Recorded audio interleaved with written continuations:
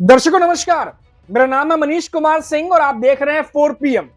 क्या कर्नाटक में आरएसएस को बैन करने की तैयारी चल रही है? सीएम सिद्धारमैया ने ऐसे कौन से निर्देश दिए हैं जिसके बाद अब इस पर चर्चा जोर शोर से हो रही है?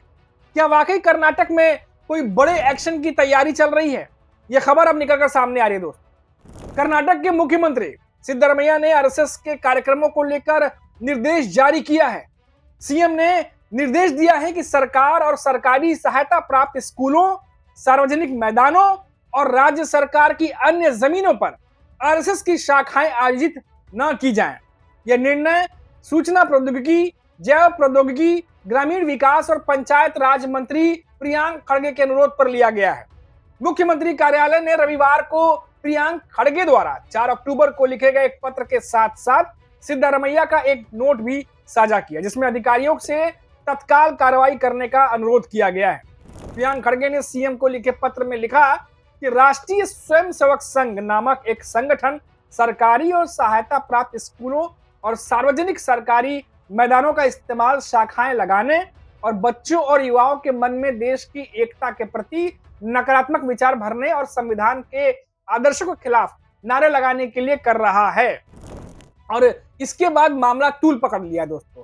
मंत्री जो खड़गे हैं उन्होंने आगे लिखा है कि पुलिस की अनुमति के बिना आयोजित शाखाओं में लाठियों का प्रयोग करते हुए आक्रामक प्रदर्शन किए गए, जिससे बच्चों और युवाओं पर बुरा प्रभाव पड़ा। उन्होंने लिखा कि राज्य के बच्चों, युवाओं और जनता के हित में और समाज के कल्याण के लिए मैं आपसे आग्रह करता हूं कि सरकारी और सहायता प्राप्त स्कूलों, मैदानों, पार्कों, मुजराई विभाग के अधीन मंदिरों, पुरातत्व विभाग के अधीन स्थानों और किसी भी अन्य सरकारी भूमि पर शाखा, सांघिक या बैठक के नाम पर आयोजित होने वाली आरएसएस की गतिविधियों पर प्रतिबंध लगाया जाए।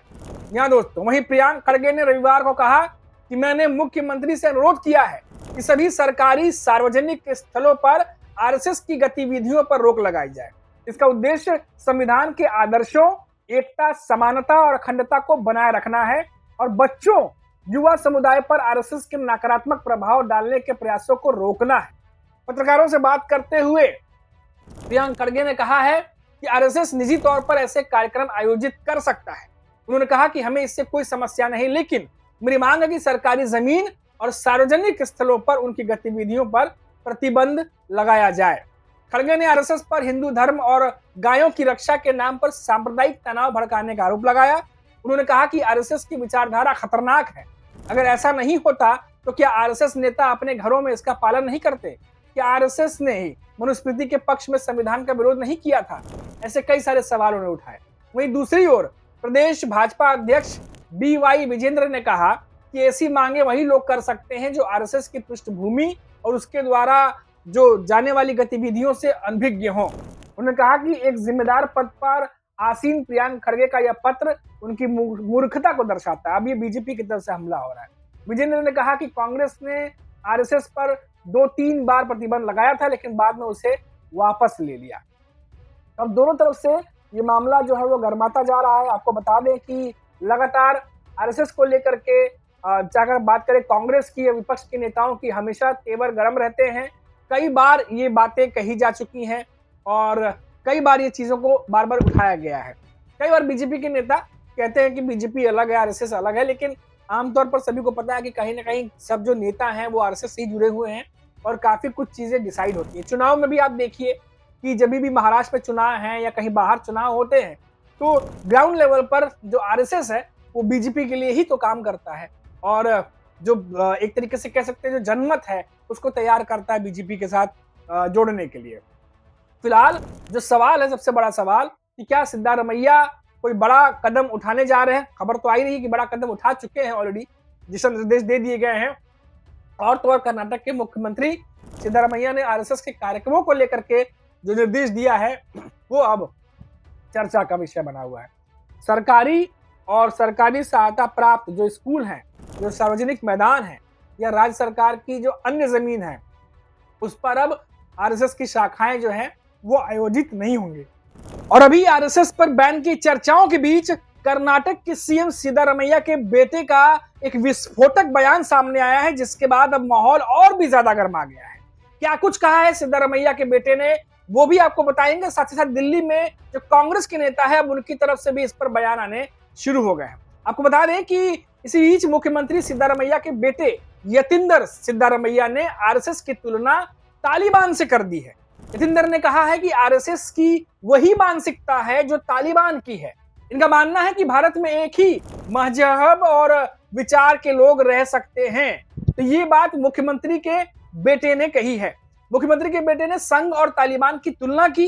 उन्होंने कहा कि आरएसएस की तरह ही तालिबान कहता है कि इस्लाम का एक ही फिरका रहेगा। महिलाओं की आजादी भी उन्होंने खत्म की है। ऐसे ही आरएसएस भी कहता है कि हिंदू धर्म और वो भी हमारे तरीके से मानने वाले लोग ही रहेंगे। आरएसएस की ओर से अब तक सीएम के बेटे के बयान का जवाब नहीं आया है। यतींदर सिद्धारमैया ने यह बयान ऐसे समय में दिया है जब अफगानिस्तान के तालिबानी मंत्री खुद भारत दौरे पर आने वाले, तभी बीच में खबर आ रही है कि शायद रद्द हो गया है। वहीं पाबंदी की चर्चाओं पर भाजपा ने जवाब दिया है। भाजपा की ओर से कहा गया कि कोई भी आरएसएस पर बैन नहीं लगा सकता। अब इसको लेकर के पूरे जो कह सकते हैं सियासत जो है वो गर्मा गई है। वहीं अगर देखिए तो कांग्रेस के नेता हैं उदित राज, उन्होंने भी तालिबान और आरएसएस को लेकर कहा है कि दोनों एक दूसरे के समान। अब ये मामला और ज्यादा तूल पकड़ता जा रहा है। कांग्रेस के नेता है उदित राज, उन्होंने कर्नाटक के मंत्री प्रियांक खड़गे के उस बयान का समर्थन किया जिसमें उन्होंने राष्ट्रीय स्वयंसेवक संघ आरएसएस को जो सोच है उनकी तालिबानी जैसा बताया था। इस पर कई सारी न्यूज आ रही हैं और बताया जा रहा है कि जो आईएनएस है उनकी रिपोर्ट के मुताबिक, बता दें, भी मैं कहीं पढ़ भी रहा था कि बातचीत में उदित राज ने कहा है कि निश्चित तौर पर इस बात में किसी को भी कोई शक नहीं होना चाहिए कि राष्ट्रीय स्वयंसेवक संघ और तालिबान एक दूसरे के पूरक है। दोनों में किसी भी प्रकार का अंतर नहीं है। अचानक से दिल्ली से लेकर कर्नाटक तक आरएसएस पर, संघ पर हमलावर है नेता। साथ ही साथ उदित राज कहते हैं कि हम सभी लोगों ने देखा है कि जब अफगानिस्तान के विदेश मंत्री भारत में आए तो उनको कैसे उनकी तालिबानी सोच उभर कर सामने आई। तालिबानी विदेश मंत्री के सामने किसी भी महिला पत्रकार को आगे आने की इजाजत नहीं दी गई। ऐसी स्थिति में आप लोग तालिबानी सोच का अंदाजा सहज ही लगा सकते हैं। इसके अलावा राष्ट्रीय स्वयंसेवक संघ भी इसी तरह की विचारधारा से ग्रसित है। ऐसी स्थिति में यह सवाल उठाना लाजमी है कि क्या ऐसे संगठन को मौजूदा समय में किसी भी कीमत पर स्वीकार किया जा सकता है। ऐसे संगठन हमेशा से ही आधुनिकता के खिलाफ रहे हैं। कांग्रेस नेता ने दावा किया कि तालिबानी राज में जिस तरह का अशोभनीय व्यवहार महिलाओं के साथ किया जाता था, ऐसी सोच और विचारधारा का आरएसएस ने समर्थन किया है। ऐसी स्थिति में आप लोग ऐसे लोगों के प्रगतिशील मानसिकता की उम्मीद नहीं कर सकते। ऐसे लोग हमेशा से आधुनिकता के विरोधी रहे हैं।